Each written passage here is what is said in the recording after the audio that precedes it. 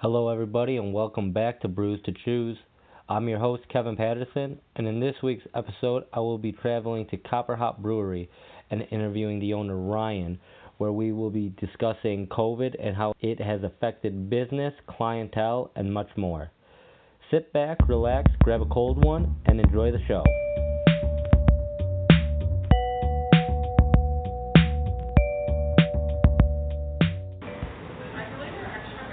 How's it going? Good, how are you? Good.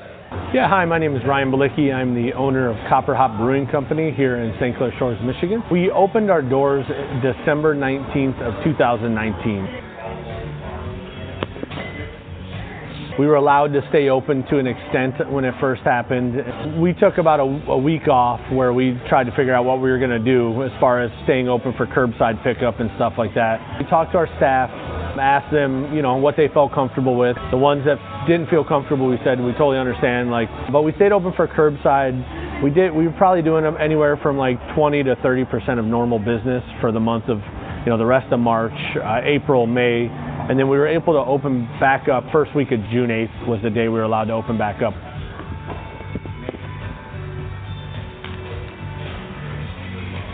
Since then, it definitely, the first month of June was really good, but it was not as good as January and February before, we had to close down. Then the end of July, we put in an outside patio, and that has helped us immensely. We technically only have the patio until October 31st. It was a temporary approval from the city. We're going to go for a permanent approval. Talking to the mayor actually yesterday, he seems to think it shouldn't be an issue. If that gets permanently approved, you're going to probably see the coolest beer garden this side of the state.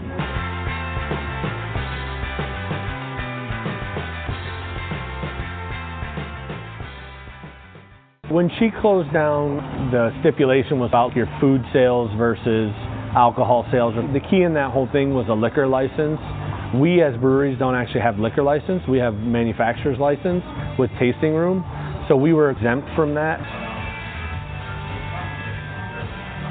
We waited for the Michigan Brewers Guild to give us some clarification, and we were actually exempt from there because we do not have a liquor license.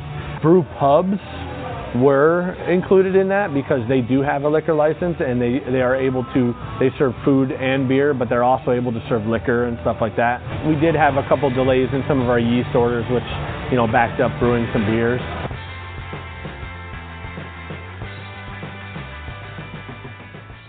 Probably was Gonna Need a Bigger Boat, which was our New England IPA. That one actually just sold out last week. All time, I would say it would probably be either Pint Break, which is our blonde ale, or Hop Circles, which is our double IPA.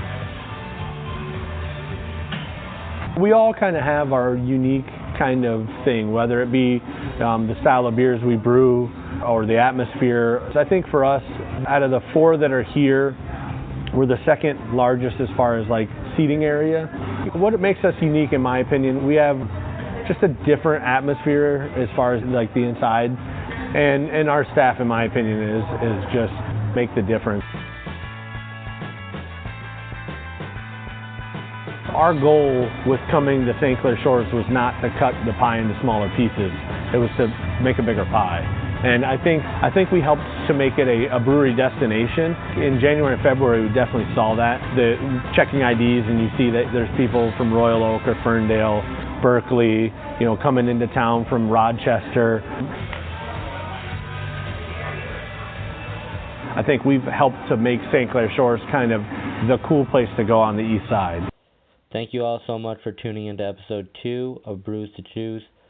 Don't forget to comment below on which brewery you'd like me to travel to next. Stay safe during these tough times, and keep on keeping on.